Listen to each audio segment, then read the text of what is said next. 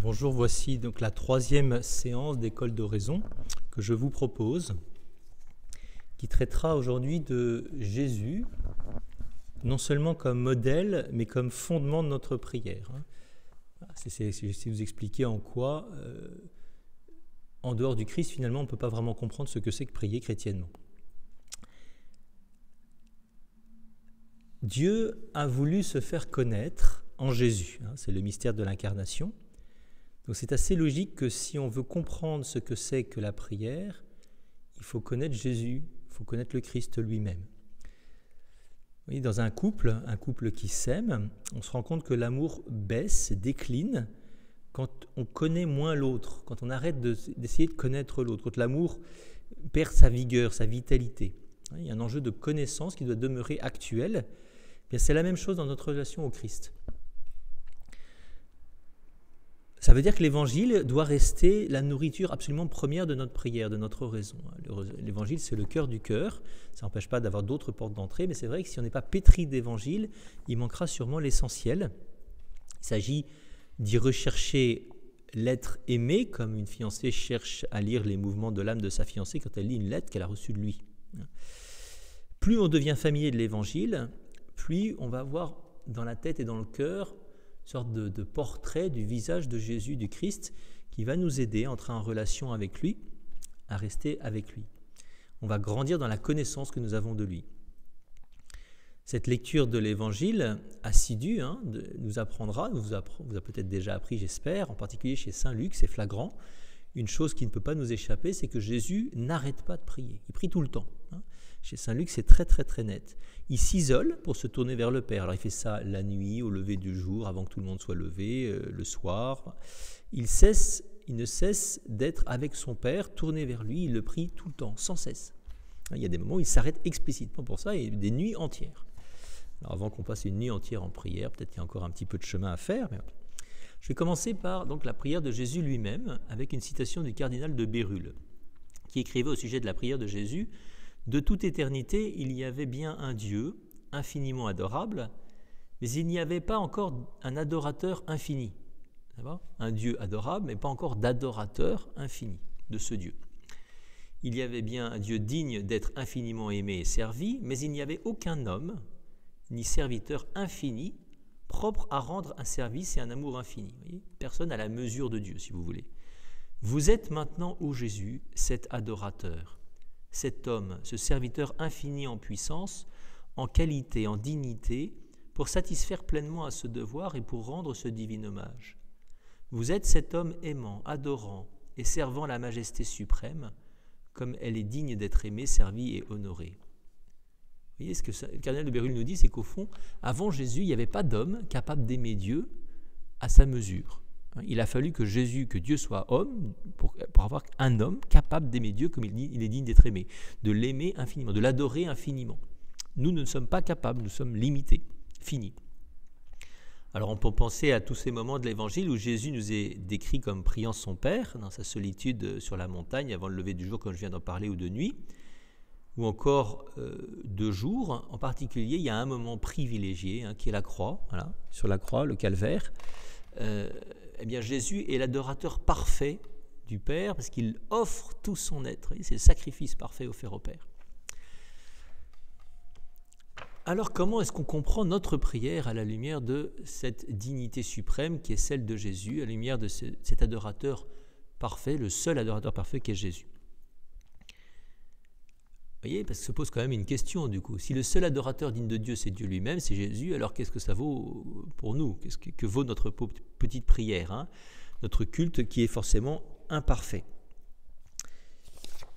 En fait, ce qu'il faut comprendre, c'est que la prière de Jésus n'est pas exclusive. Ça, c'est essentiel, sinon on ne peut pas comprendre le christianisme. Elle n'écarte pas nos propres prières, qui sont balbutiantes, qui sont très faibles, très pauvres, très petites, celles de petits-enfants, voilà. Mais la prière de Jésus englobe notre prière. Il attire à lui, il incorpore toutes ces petites prières humaines, donc les nôtres, pour les offrir à son Père. Oui, et c'est Jésus lui-même qui offre la prière au Père. C'est le seul qui peut offrir une bonne prière au Père. Donc on passe par lui. Ça va ? Alors en fait, il faut aller un peu plus loin que ça. le plus modeste des chrétiens a bien plus que sa petite prière, pas très à droite, même maladroite, à offrir au Père. Il dispose en fait de la prière de Jésus lui-même, du Fils de Dieu. Le Christ a voulu que tous les hommes puissent s'emparer de sa prière à lui, pour la présenter à Dieu. En fait, c'est la prière de Jésus qui est en nous. Voilà, c'est ça qu'il faut comprendre. À la racine de notre être, il y a un point important que je vais vous dire aujourd'hui, au fond c'est ça, c'est Jésus qui prie en nous. Voilà, c'est ça la clé. Alors je cite ici saint Paul, je vis, Galates 2:20, je vis mais ce n'est plus moi qui vis, c'est le Christ qui vit en moi. Ça c'est chrétien. Je prie mais ce n'est pas moi qui prie, c'est Jésus qui prie en moi.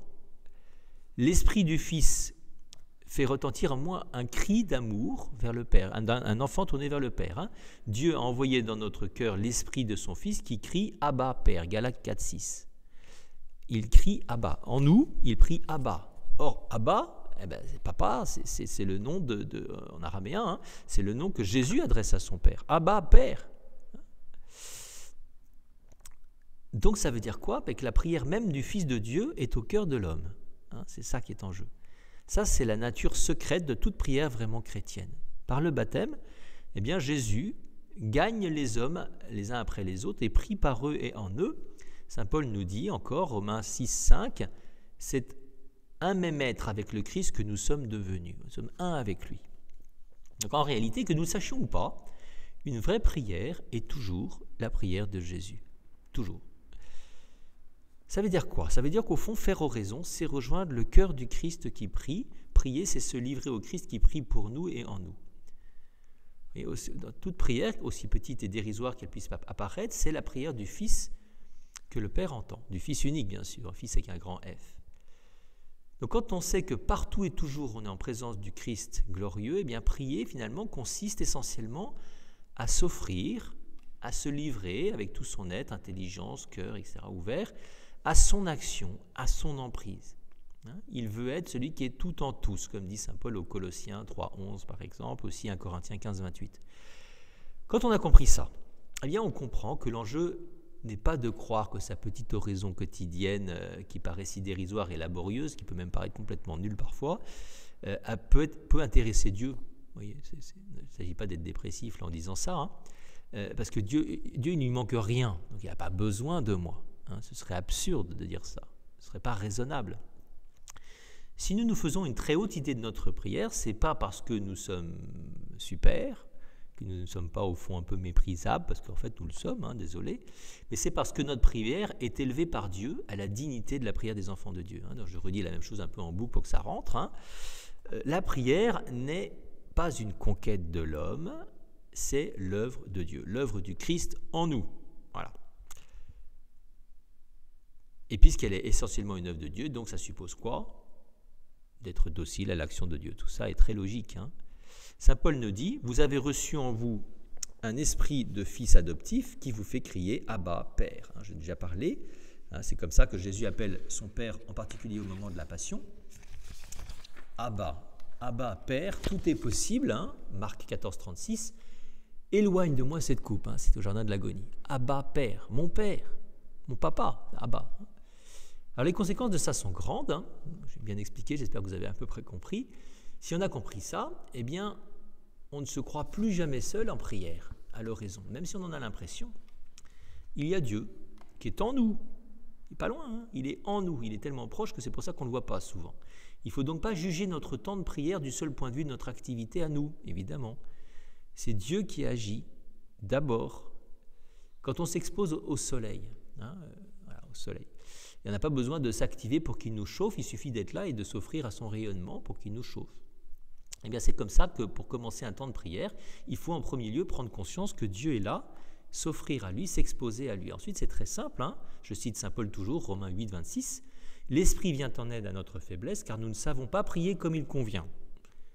Mais l'Esprit lui-même prie pour nous, un murmure que nos mots sont impuissants à traduire. » C'est l'Esprit qui prie en moi, l'Esprit de Jésus qui prie en moi le Père, comme un fils que je suis dans le Fils unique. Donc la présence de l'Esprit en nous fait la grandeur de notre prière, de notre oraison. Même si on est fatigué de cœur, d'esprit, même si on balbutie des choses assez c'est pauvre. Hein. Ce n'est pas très grave du moment que nous sommes exposés à l'action du Christ, de Dieu.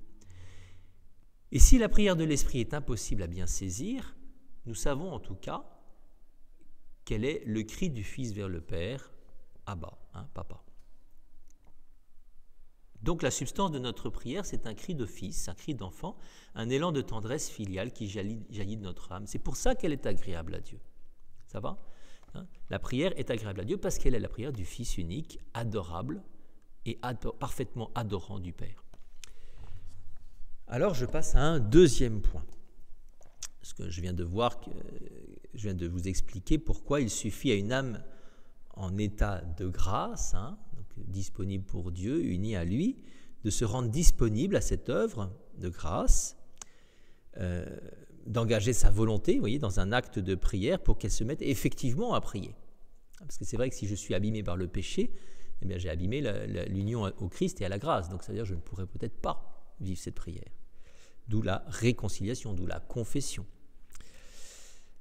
Donc il faut laisser le Christ prier en soi. Bon. Ça veut dire qu'on peut prier. Très bien.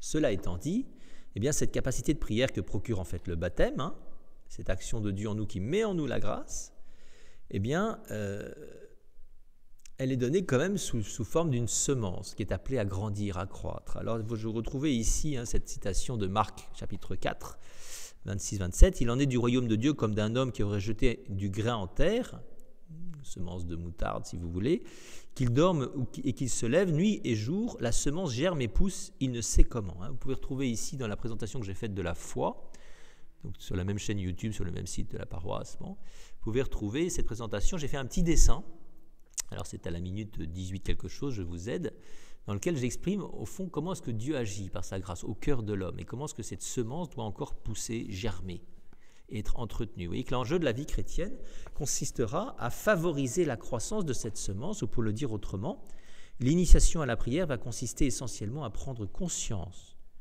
de la prière du Christ en nous, d'accord, d'un autre, et favoriser son développement, lui permettre de grandir en nous. Vous voyez, ce n'est pas tellement faire quelque chose que travailler à laisser faire. Hein. Il y a un travail quand même, mais à laisser faire. Et le jardinier, qu'est-ce qu'il fait ? Il travaille effectivement. Enfin, il travaille pour rendre possible quelque chose qui le dépasse, qui est de l'ordre de la nature, qui le précède, dans les lois de la nature. Ce n'est pas lui qui va faire pousser la plante, il va peut-être la semer, il va la surveiller, l'entretenir, veiller aux conditions de sa croissance. N'empêche que la plante restera toujours un don de Dieu. Donc ce n'est pas le chrétien qui produit la prière, c'est Dieu seul qui est toujours un don, mais elle s'étiole néanmoins, elle se dessèche, si nous ne lui apportons pas un certain concours, si nous ne travaillons pas à ça. Par les sacrements, par exemple, qui les alimentent, par la parole de Dieu qui l'alimente aussi. Ce n'est pas magique. Cela veut dire qu'au début d'une oraison, il faut commencer par faire un acte de foi. Le début d'une oraison, c'est toujours « je crois, je sais que tu es là, je le sais, avec mon intelligence, et j'engage ma volonté pour être présent à cette présence. » Saint Paul, ça faisait longtemps, 2 Corinthiens 13, 5. « Ne savez-vous pas que le Christ est en vous ?» Ou encore, Éphésiens 3, 17. « Le Christ habite en vos cœurs par la foi. » Il est là. Il est là, il est déjà là, il prie en moi. Est-ce que je le sais ? Est-ce que je le crois ? Est-ce que j'adhère à cette idée avec ma volonté ? Est-ce que je m'engage ? Après, il faut lui céder la place. Il faut arrêter d'être le chef. Il faut le laisser être le chef. Donc, il s'agit de le rejoindre, de laisser sa prière nous saisir, nous envahir, nous soulever pour nous entraîner vers son Père. Encore une fois, je le répète à l'infini presque, à l'oraison, il ne s'agit pas tant de faire quelque chose que de rejoindre en nous une prière qui s'y trouve déjà. Toute faite, présente, le recueillement de la prière consiste à rejoindre celui qui est là et qui m'attend patiemment. Ça veut dire que je peux toujours. C'est génial de comprendre ça. Je ne sais pas prier. Ce n'est pas la question. Tu n'as pas à savoir. Tu as à laisser prier. C'est quand même extrêmement consolant et rassurant et éclairant. Alors évidemment, il y a quand même une difficulté. Ça ne signifie pas pour autant qu'on va percevoir l'action de Dieu dans nous, dans la prière. Si je reprends mon image de la plante que prend Jésus lui-même, si vous regardez votre plante, même le bambou qui pousse vite, vous n'allez pas la voir pousser. On ne la voit pas pousser, on ne voit pas l'œuvre de Dieu, on ne voit pas. À vue humaine, il ne se passe rien, quoi. En tout cas, c'est tellement lent qu'on ne voit pas grand-chose. Et avec le temps, on se rend compte qu'il se passe des choses quand même, il faut du temps, et peut-être une sorte de rétrospective, de relecture. Donc il nous revient de croire qu'effectivement il se passe quelque chose et d'adhérer à cette action de Dieu qui est secrète, au point qu'elle est souvent, je l'ai déjà dit, imperceptible. Alors cette prière du Christ en nous, que la foi garantit, que la méditation fait mieux connaître, donc je dis, habituellement, ordinairement, on la perçoit pas vraiment sensiblement. Un jour, pourtant, vous voyez, on la découvre. Il y a des moments comme ça, je vois, j'expérimente. Et ce n'est pas toujours dans l'oraison d'ailleurs, c'est assez étonnant. Parfois c'est après, en dehors de l'oraison. Alors là c'est extraordinaire, on est ébloui, une sorte d'émerveillement, et on ne veut plus bouger. Vous savez, comme un petit oiseau qui est venu se poser sur le bord d'une fenêtre qui est très, très, très mignon, tout plein de couleurs, qu'on a envie de regarder, et on ne veut pas bouger. On a peur qu'il s'envole. Et pourtant, il s'en va. Voilà. Et bien c'est un peu pareil, cette expérience de la présence du Christ disparaît aussi vite qu'elle est venue. On ne sait pas pourquoi. Cette prière découverte au fond de soi, c'était merveilleux, mais enfin c'est fini, c'est passé, quoi. C'était un instant. Alors on espère la retrouver, on va essayer de recréer les conditions qui ont rendu possible cette prière, parce que c'était tellement super qu'on veut le revivre. Et en fait, on n'y arrive pas. On n'arrive pas à le faire. En fait, c'était une grâce, c'est un don de Dieu, c'est ponctuel, et il ne nous appartient pas de le recréer. Il faut en garder la mémoire, mais pas forcément la nostalgie, ce n'est pas la même chose. La prière du Christ qui est surnaturelle, elle est là, il nous l'a dévoilée un jour pour nous aider à nous en souvenir. J'ai la mémoire qu'effectivement, j'ai fait l'expérience que Jésus était bien là. C'est bouleversant comme expérience, ça change tout. Ça donne le goût de la prière, l'envie de la prière. Ça ne va pas forcément durer toujours. Alors elle est toujours là, mais je ne l'aperçois pas plus forcément, parce que le Christ est toujours là, il est le même hier, aujourd'hui et demain, toujours. Et il est fidèle, lui. Donc il faut y revenir par la foi sans se préoccuper, ça va être très dur, de faire l'expérience de sa présence. C'est ça qui est très compliqué. Le grand deuil de notre vie dans la prière, et j'y reviendrai probablement un autre jour. En fait, le Seigneur se manifesterait probablement beaucoup plus souvent à nous si nous n'étions pas si gourmands des dons qu'il veut nous faire de lui-même. C'est la gourmandise du don plutôt que du donateur. C'est pas la bonne orientation. C'est ça, le péché fait ça en nous. On s'attache même aux choses les plus nobles pour nous-mêmes et pas pour Dieu, quoi. Cette grâce pourra nous être donnée à nouveau, elle pourra même éventuellement durer, mais pas avant que nous ayons renoncé à mettre la main dessus comme la main sur l'oiseau, vous voyez. Voilà. C'est comme ça que ça marche. Il y a un enjeu de pauvreté en fait dans la prière et pas de possession de richesse. On peut devenir riche de la question spirituelle. Mère Teresa parlait de gourmandise spirituelle. Pour être réellement capable de Dieu, bien notre âme doit être longuement purifiée, elle doit être dépouillée, apprendre à ne plus s'accaparer, à entrer dans le réel mouvement de l'amour, qui est beaucoup plus un appauvrissement, comme je l'évoquais tout à l'heure, qu'un enrichissement. Alors de temps à autre, et peut-être de plus en plus souvent, à mesure que s'affinent nos sens spirituels, nous pressentirons quelque chose de la vie de l'Esprit du Christ. Saint Paul aux Romains, chapitre 8, verset 16, « L'Esprit lui-même témoigne à notre esprit que nous sommes fils de Dieu. » Voilà. Donc nous découvrons en nous un élan amoureux, un élan amoureux pour le Père, et nous découvrons également qu'il ne vient pas de nous. Vous voyez, c'est aussi plus réjouissant que le sentiment amoureux. Voilà, j'aime de tout mon être, j'ai envie de tout donner, quoi. J'ai envie de tout donner, c'est fabuleux. On veut tout lâcher. Ce jour-là, on est prêt à mourir, pas de problème, on veut tout donner, ça. Couper la tête, aucun souci, par la grâce évidemment. Ça ne veut pas dire qu'il faut faire quoi que ce soit, c'est une façon de parler. Donc prier est tout simple, ce n'est que consentir. Voilà, j'ai quand même beaucoup dit ça, j'espère que c'est bien rentré. C'est adhérer à ce qui se fait en nous, c'est se livrer à la prière de l'Esprit en nous. Alors finalement, vous voyez, prier, je conclue un petit peu ça, c'est prêter tout son être, son intelligence, ses facultés, son cœur au Christ pour qu'il nous transforme en une grande louange du Père, voyez, selon le mode, le rythme qui plaît à Dieu maintenant pour nous, et cela que nous sentions ou non cette activité de l'Esprit en nous. Souvent, nous ne la sentirons pas. Donc prier, vous voyez, c'est un peu, j'aime bien cette image, de signer un chèque en blanc à Dieu, lui remettre toute sa vie. A priori, je suis d'accord pour tout. Voilà, je n'ai pas de réserve, je te donne absolument tout pour que tu fasses ce que tu veux. Et c'est renoncer à se sanctifier soi-même. Je veux devenir un saint, je veux devenir quelqu'un de bien, c'est très bien. C'est pas encore assez pur. Voilà, Saint Jean de la Croix nous dit que le chemin qui fait désirer les biens du ciel est encore un chemin imparfait. Qu'est-ce que ça veut dire? La sanctification n'est pas l'affaire de l'homme avec le concours de Dieu, c'est l'affaire de Dieu avec le concours de l'homme. Vous avez compris?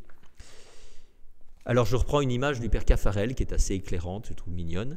Il propose une fable, c'est celle d'un violon et d'un violoniste. Voilà. Et à la fin du concert, le violon que l'on félicite, c'est le violon qu'on félicite, et le violon demande qu'on félicite également le violoniste, vous voyez, qui a apporté son concours à la musique. Et il ajoute que beaucoup de chrétiens lui font penser à ce violon. D'accord? Le violon, c'est nous, le violoniste, c'est Dieu. Qu'est-ce qu'on félicite? Le violon ou le violoniste?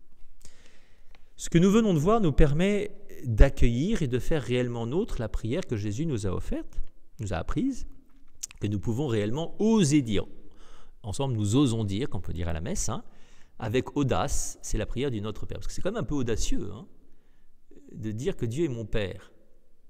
On peut avoir cette audace parce que Jésus nous l'a donné. C'est par nous-mêmes, ce serait un peu gonflé. Et un jour, Saint Luc chapitre 11, versets 1 et suivant, un jour Jésus priait. Les disciples le voient prier, il dit « Apprends-nous à prier, nous aussi », comme les disciples de Jean-Baptiste, etc. Et Jésus dit « Quand vous priez, dites « Notre Père ». Et voir prier quelqu'un, déjà, ça donne envie de prier. Quelqu'un qui prie vraiment, c'est un spectacle qui peut être très interpellant et qui fait envie. Ça ne suffit pas encore, il va falloir le faire. On n'est pas à distance comme des spectateurs. Et qu'est-ce que Jésus fait comprendre à ses disciples? Qu'il s'agit donc de ne pas rester à l'écart de cette relation que lui-même a avec son Père. Il les invite à entrer eux-mêmes dans cette relation au Père. Dites Père, comme moi. Mon Père à moi, je vous le propose comme Père pour vous. C'est ce qui va se passer dans l'épisode de la Transfiguration, c'est flagrant, que je reprendrai tout à l'heure pour la prière accompagnée. On voit que Pierre, Jacques et Jean sont d'abord spectateurs de quelque chose. Ils sont émerveillés, ils voient Jésus transfiguré avec Moïse et Élie, ils sont tout contents sur la montagne, comme dans l'Ancien Testament, mais sur la montagne, il n'y a pas de spectateurs normalement de Moïse et d'Élie, qui sont tout seuls sur leur montagne. Là, il y a des spectateurs, et puis ils découvrent que la nuée descend sur eux. Et là, ils sont d'abord très angoissés, enfin ils ont peur carrément, et ils entendent une voix qui vient du Père qui est adressée à eux. Vous voyez, pas au Fils seulement au baptême, celui-ci est mon Fils bien-aimé, au baptême de Jésus, c'était que Jésus, et là, celui-ci se dit écoutez-le. Vous voyez, c'est une parole qui leur est adressée à eux du Père. Ça, c'est très très nouveau. C'est radicalement nouveau. Tout le monde dans le christianisme a une dimension prophétique, une relation à Dieu et une relation même filiale. C'est extraordinaire. Nous sommes conviés dans la relation au Père comme des fils, comme des filles. Dans le Fils, bien sûr, dans le Fils unique. Là, aussi incroyable et inattendu que ça puisse paraître, Jésus nous convoque à l'intérieur même de sa propre relation à Dieu. Ça, c'est la folie chrétienne. Nous croyons que Dieu nous invite dans son intimité divine. Et s'il nous donne son Esprit Saint, qui est la relation entre le Père et le Fils, ça veut dire qu'il veut que nous vivions en Dieu, pas à l'extérieur. Et ça, c'est pas demain, c'est maintenant. Et la prière, c'est ça. C'est vivre en Dieu, dans l'Esprit Saint, tourné vers le Père comme des fils. C'est la folie de Dieu qui nous invite donc au cœur de son intimité divine, qui nous révèle son mystère trinitaire. Voilà pourquoi le Notre Père, c'est le modèle de la prière. Voilà, le modèle de la prière de tout enfant devant son Père. Notre Père qui es aux cieux, prononcer ces paroles, c'est se tourner vers quelqu'un que l'on reconnaît être, dont on reconnaît qu'il est notre Père, qui est pourtant au ciel. Donc c'est quitter la terre pour se tourner vers le ciel, donc entrer en relation, en communication avec lui et lui laisser la place, la première. C'est la suite de la prière, que ton règne vienne. Que ta volonté soit faite sur la terre comme au ciel. Moi, je suis sur la terre. Vous voyez, que tu domines dans ma vie, que ta volonté soit. Que ton règne vienne en moi, que ta présence divine en moi domine tout en moi, que tu sois mon roi, mon Dieu, tout, mon chef, pas moi, toi. D'où le chèque en blanc. C'est toi qui deviens le chef de ma vie. Et là, moi, je dis oui, mais pas trop. Non. Une vraie prière est forcément vas-y, fais ce que tu veux dans ma vie. Donc c'est risqué, on a peur. On a peur de prier en vérité, en fait, finalement. Et le jour où on fait cette première prière vraie, on fait l'expérience de Dieu. Le jour où on lâche tous mes projets, je lâche tout pour toi. Vraiment. Alors là, on prie. Vous voyez, notre Père, c'est une prière de demande. S'il te plaît, je t'en prie que ton règne vienne. Viens dominer dans ma vie. Sois mon Père, mon Roi, mon Dieu. Pour l'heure, je ne vis pas ça. Je ne vis pas ça bien du tout, pas parce que Dieu ne veut pas, mais parce que je ne le laisse pas faire, évidemment. Il y a tant en moi qu'il ne veut pas et qui doit mourir pour que cela puisse se faire. Vous voyez, la vie de fils, c'est une grâce dont je ne peux pas vivre si je ne m'en donne pas les moyens, c'est-à-dire si je n'entre pas dans une vraie supplication du Père, qui est une école de fils, de filiation, quoi. C'est à la fois de cette vie filiale, vous voyez, c'est la demande de cette vie filiale et la purification de tout ce qui est un frein à cette vie filiale. Il y a plein de choses en moi qui bloquent, qui coincent. S'il te plaît, enlève tout ça. Il y a un voile qui subsiste entre le Père et moi et qui m'empêche de vivre dans cette intimité qu'il me promet dès maintenant, éternelle, dès aujourd'hui. La prière de Jésus, vous savez, n'a été que le désir que ce voile qu'il y avait entre lui et son Père se déchire. Il a épousé notre condition d'homme au point de demander avec nous et pour nous le pardon des péchés qui coupent du Père les péchés. Donc la prière de notre Père tourne vers le ciel et donc vers le cœur de notre âme qui est bien le ciel en fait sur la terre. C'est là qu'est le ciel, il n'est pas loin, il est là, au cœur de nous-mêmes. C'est nous qui ne sommes souvent pas. Donc tout l'enjeu va être de s'y disposer. Alors si c'est très simple dans le principe, faut que j'avance un petit peu parce que le temps passe, c'est pas toujours facile à vivre. Il y a des préambules, il y a des conditions nécessaires, c'est tout l'apprentissage de la vie de prière. Cela suppose de garder vivant et d'entretenir le refus de vivre par soi-même, à la surface de soi-même, le refus de l'illusion de son autonomie, la volonté d'abandonner sa vie au Père pour recevoir tout de lui. Donc se livrer volontairement à lui en tout, même si je ne le vois pas, même si je ne le sens pas, et ça c'est dur. Ça, c'est dur. C'est accepter de mourir, en fait. On y revient toujours. Une sorte de mort qui ouvre un espace pour le Père et qui lui permet de nous donner sa vie. Mourir à moi, à mon moi tout seul, moi avec mes propres forces, moi sur la terre, mes jouissances du monde. Mourir à ça, prier, c'est mourir. Voilà. C'est mourir à chaque fois. Voilà. Prier vraiment pour ressusciter à chaque fois de la vie de Christ, de la vie de Dieu. Donc vous voyez, c'est une quête des profondeurs pour y retrouver celui qui est caché, qui est déjà là. Et il ne faut pas venir pour le trouver puisqu'il est caché, il faut se cacher soi-même, avec lui. C'est ça que ça veut dire, c'est une partie de cache-cache. Il faut s'effacer, il faut s'enfoncer à la racine de notre être. Il ne faut pas en plus essayer de le saisir. Ça c'est assez, le Cantique des Cantiques nous parle beaucoup de ça, de l'aimer qui cherche son bien-aimé, l'épouse qui cherche son bien-aimé, elle essaie de le saisir, elle n'y arrive pas, elle le touche et hop, il s'en va tout le temps. Il y a une espèce de jeu de cache-cache permanent, assez douloureux en fait, et en même temps dont on ne peut pas se passer, quoi. Quand on a rencontré Dieu, normalement, on ne veut plus ne pas avoir Dieu auprès de soi. Et même si on est infidèle, on sait que c'est pas bon, quoi. Et on veut revenir à lui. On se confesse et on revient, on refait l'effort, un peu écœuré de soi-même, de son péché, puis on revient à lui. Donc il ne s'agit pas de saisir, mais plutôt de disparaître pour se laisser saisir. En fait, c'est ça. C'est Dieu qui nous prend. Ce n'est pas nous qui prenons Dieu. Se placer sous son emprise. Donc il s'agit encore une fois de laisser prier Dieu en nous, c'est l'Esprit Saint qui nous permet de crier « Abba, Père ». Voilà. Donc les paroles que Jésus nous donne sont évidemment précieuses, elles ont le pouvoir en plus de faire ce qu'elles disent, que ce que Dieu dit, il le fait, pas comme nous, tout le temps, voilà. Il nous faut les accueillir dans la foi, sûr qu'elles font ce qu'elles disent. De manière générale, il y a l'acte de foi, c'est « je crois » qui est essentiel pour engager ma volonté, me déposséder moi-même. Je crois, Seigneur, que tu es là, et je te laisse la place, je m'efface.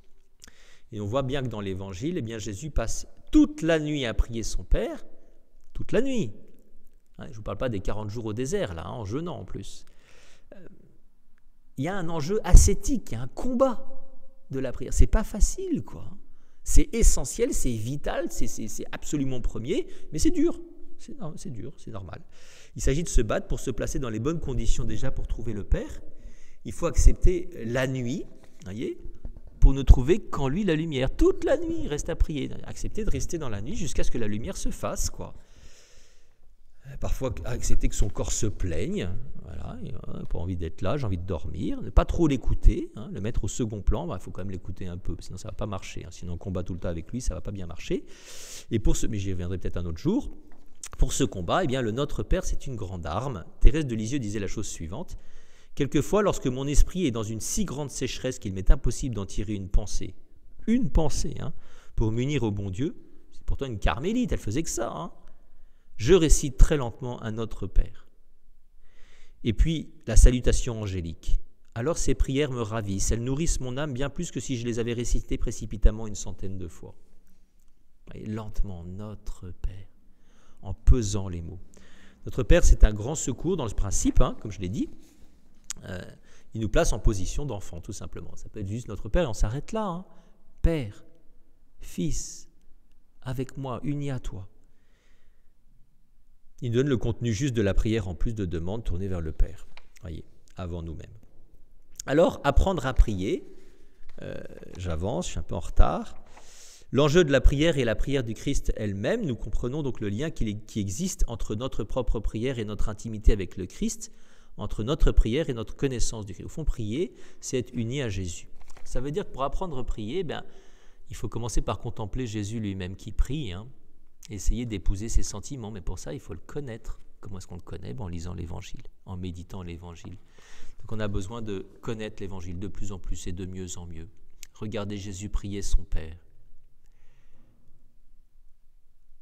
Le regarder nous faire envie. Voilà. Regardez Jésus en train de prier. Il y a une seule attitude fondamentale de prière, c'est à l'image de Jésus. Donc un abandon complet, c'est ça qu'il vit lui, une adhésion totale, une soumission de toute sa personne, une offrande de toute sa vie, on y revient toujours à la croix, à son Père. C'est ça la vraie prière comme Jésus. Nos prières de demande deviennent, vous voyez, quand on est comme Jésus, elles deviennent irrésistibles. On dit, oui, je vais prier pour machin, pour machin, pour machin. Bon, c'est très bien. Ça peut nous aider à entrer dans la prière d'ailleurs. Mais si nous vivons une véritable offrande de notre être à Dieu, et tout offert à lui, alors toutes les offrandes, toutes les demandes, vont avec. Voyez ? Jusqu'à présent, dit Jésus, avant de mourir, Jean 16, 24, « Vous n'avez rien demandé en mon nom, demandez et vous recevrez. En mon nom. En mon nom. » Voyez ? Promesse qui nous fait conclure tous les horizons de la messe par Jésus-Christ, notre Seigneur. Finalement, la prière qui était initialement tournée vers le Christ, oriente vers le Père. Ça veut dire qu'il y a des temps aussi dans la vie spirituelle. La porte d'entrée privilégiée de notre prière sera toujours Jésus, qui s'est fait homme pour que nous accédions facilement à Dieu, à lui. Mais cette première orientation de prière, qui perdurera en fait toujours implicitement ou explicitement, ne peut, en mûrissant, que nous faire pénétrer à l'intérieur du mystère trinitaire de Dieu lui-même, nous faire découvrir et pénétrer la vérité de notre condition de fils, de fille de Dieu, d'enfant de Dieu. En ces jours-là, dit Jésus, Jean 14, 20, vous comprendrez que je suis en mon Père, et vous en moi, et moi en vous. Et vous en moi, et moi en vous. Voilà. Beaucoup de saints, comme Élisabeth de la Trinité, diront, le chrétien est à Jésus-Christ une humanité de surcroît. Jésus, ce n'est plus moi qui vis, c'est lui qui vit en moi, disait saint Paul. Voilà, retenons finalement qu'une âme unie, c'est Thérèse des Andes qui disait ça, sainte Thérèse des Andes, une autre carmélite, une autre sainte Thérèse, une âme unie et identifiée à Jésus peut tout. Et il me semble que cela ne peut s'atteindre que par l'oraison. La prière dont je vous disais qu'elle est la prière, à mon avis, reine. Alors, tout ce que nous venons de voir, je l'ai déjà dit, implique qu'il faut connaître Jésus. Pour aller vers le Père, il n'y a qu'un chemin, c'est le Fils. Et le Fils se connaît en parcourant, en demeurant en sa présence. Philippe, ne sais-tu pas que celui qui me voit aussi le Père, Jean 14, 9. Donc nous accédons en vérité à la prière que si nous considérons dans la vie de plus en plus le plus grand des priants qui est Jésus-Christ. L'oraison ne doit pas être un exercice intellectuel, mais un temps d'intimité avec Dieu. Je termine par tout ce petit propos, par un petit péril. Vous voyez, il ne faut pas sous-estimer la place de la connaissance dans la dimension intellectuelle, dans la relation à un être aimé. C'est essentiel de connaître celui qu'on aime, sinon on ne l'aimera pas. Alors là, il y a un petit péril. Là, on n'est pas égalité, les hommes et les femmes en général. Les femmes sont plutôt plus sensibles au péril de sous-estimer l'enjeu de la connaissance, avec son intelligence. Les hommes auraient tendance à y rester beaucoup trop, c'est ça. La vraie connaissance conduit à aimer. Voilà. La connaissance du Christ, la connaissance de Dieu. Chez l'homme, la vie intérieure est un peu compartimentée, malheureusement, souvent. Il n'y a pas toujours chez lui de communication entre le cœur, l'intelligence et la volonté. Et pour rentrer vraiment dans la relation personnelle qu'est la prière, il faut qu'il y ait ce passage de la théorie à la rencontre, évidemment. Drame de beaucoup de gens qui sont pourtant chrétiens, de culture, mais qui ne vivent pas ce passage. Donc la vie chrétienne reste abstraite, vers théorique, quoi. Et tant que cette rencontre n'a pas eu lieu, il faut sûrement continuer à chercher à connaître par la méditation, porte d'entrée privilégiée de l'oraison dont je vous ai déjà parlé, mais sans fermer évidemment la possibilité de la rencontre et tendue vers elle, toujours. Seigneur, je veux te rencontrer, je veux te connaître, je veux être avec toi et pas là, de toute ma personne. Alors d'autre part, l'approche affective, qui est probablement plus féminine, s'expose au péril d'être insuffisamment nourrie de la connaissance et de dégénérer en sentimentalisme, et ça c'est pas bon non plus. Vous voyez, la méditation ne doit pas être abandonnée trop vite non plus, de même que l'amour conjugal, dont j'ai parlé au début, décline quand les époux renoncent à aller chaque jour à la découverte de l'autre. Et bien de même, avec nos relations avec Dieu, l'amour va péricliter si on relâche l'effort de la connaissance. Connaissance et amour, c'est foi et charité, vont ensemble. Je termine, je conclus. Celui dont la foi est nourrie d'écriture, qui est familier du Christ, pourra relativement aisément se mettre à l'aimer lorsqu'il viendra à l'oraison, vous voyez, un peu spontanément, habituellement. Il suffira de penser à celui qui connaît bien pour se rapprocher de lui et communier avec lui, se tourner vers lui, avec lui vers le Père. Les autres devront continuer à s'exercer laborieusement à cette connaissance par une méditation qui était nécessaire et qui permet d'entrer dans l'oraison. Le plus savant de tous les livres d'amour, c'est la croix. Donc y revenir souvent me paraît incontournable. Si beaucoup de chrétiens se découragent de faire oraison, c'est probablement parce qu'ils ne parviennent pas à aimer le Christ. Parce que ce n'est pas facile de tenir sur la durée dans l'oraison. Et s'ils n'aiment pas le Christ, c'est probablement parce qu'ils négligent de vraiment le connaître. On n'aime pas son ombre, on aime quelqu'un qu'on connaît. Et on n'aime pas quelqu'un qu'on ne connaît pas. Le progrès dans l'amour suppose une persévérante recherche de la face de Dieu, comme dit le psaume 20, je crois. Dieu, mieux connaître, permet de mieux aimer, et mieux aimer éveille le désir de mieux connaître. Alors je passe maintenant à la pratique. J'étais un petit peu long, mais bon, vaut mieux que je vous donne un peu plus de matière que pas assez. Et comme promis, nous allons maintenant vivre cet exercice avec l'épisode de la transfiguration. C'est au chapitre 9 de Saint Marc, versets 2 et suivants. Je méditerai seulement toutes les 10 minutes cette fois-ci pour que vous progressiez dans le silence par vous-même, parce que l'enjeu évidemment c'est que chacun devienne un peu autonome, dans la noblesse de ce terme, qui peut avoir aussi un côté très négatif.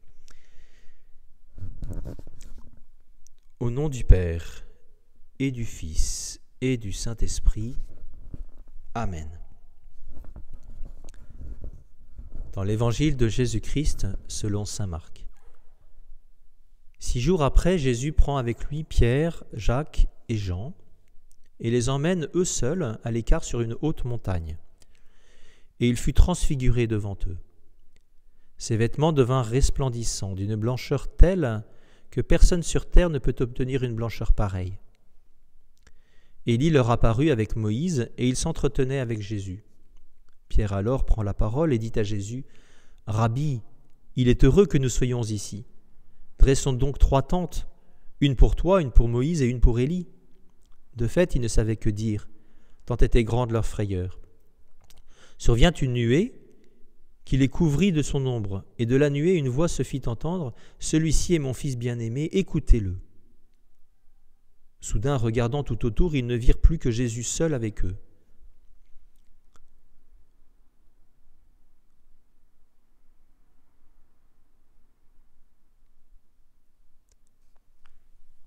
Seigneur, je m'imagine montant sur la montagne avec toi, la montagne de la transfiguration.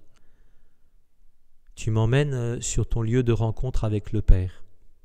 Tu m'emmènes sur ton lieu de prière. Je suis un privilégié. J'ai la chance de t'accompagner, de t'écouter, de te contempler, de te regarder, de faire l'expérience de ta présence. Je suis invité à un spectacle inouï. C'est un trésor, un immense cadeau que tu me fais.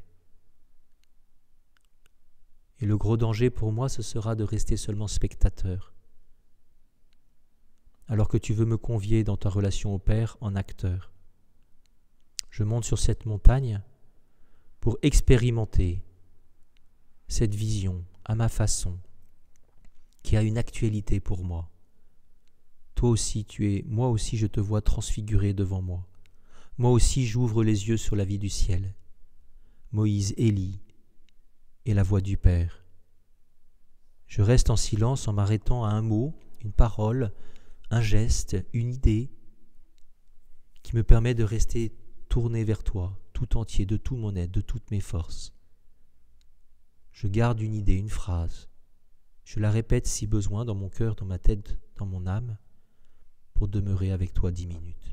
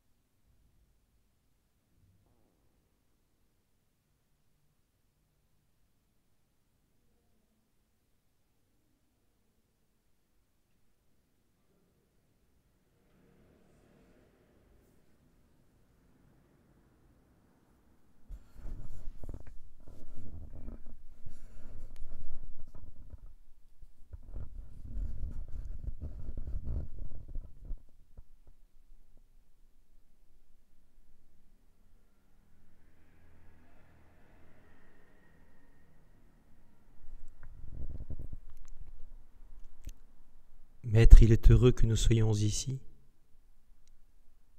Il est heureux, Seigneur, que je sois avec toi maintenant. J'ai une chance extraordinaire de savoir que tu es là pour moi. Et en même temps, j'ai un peu peur. J'ai un peu peur de t'ouvrir vraiment la porte, sans condition. J'ai un peu peur de cette nuée qui descend sur moi, qui s'adresse à moi, non pas à toi, mais à moi, qui me rend responsable de l'annonce de l'Évangile, qui me rend responsable du salut du monde, car le Fils sauve le monde. J'ai peur de donner toute ma vie, j'ai peur de te livrer tout ce que je suis.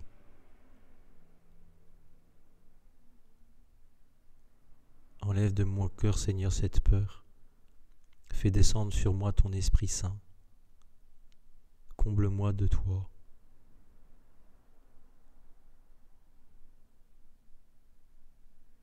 Enlève de moi toute peur, pour que je puisse m'offrir moi aussi, comme tu t'es offert en sacrifice sur la croix, te donner tout ce que je suis. Voici ma vie, Seigneur. Permets que je te la donne dans la joie du cœur, et que j'entre ainsi dans la vraie vie, dans ta vie qui n'est qu'offrande, qui n'est qu'amour. Je reste ces 10 minutes en essayant de m'offrir à toi, Seigneur, te donner. Si besoin, je te répète dans mon cœur, je me donne à toi. Prends ma vie, fais de moi ce que tu voudras.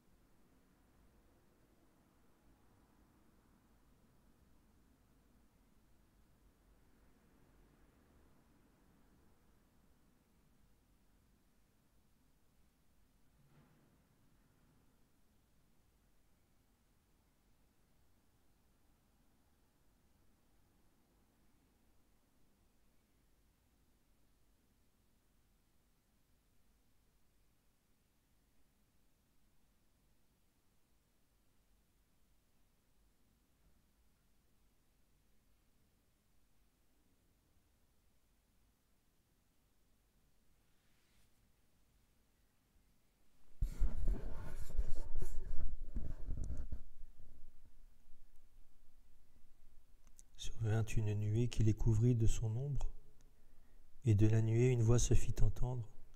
Celui-ci est mon fils bien-aimé, écoutez-le. Je t'écoute, Seigneur, enveloppé par cette nuée lumineuse, empli de ton Esprit Saint, habité par toi. Je t'écoute au plus profond de moi-même. Tu es là dans ma respiration. Ta respiration en moi et prière vers le Père. Tu pries en moi, tu demeures en moi. Je veux être attentif à ta présence, t'écouter, respirer, vivre en moi, demeurer en moi, aimer en moi et par moi. Aimer ton Père, vivre de cette vie éternelle que tu m'offres dès aujourd'hui. Je me rends présent pour toi.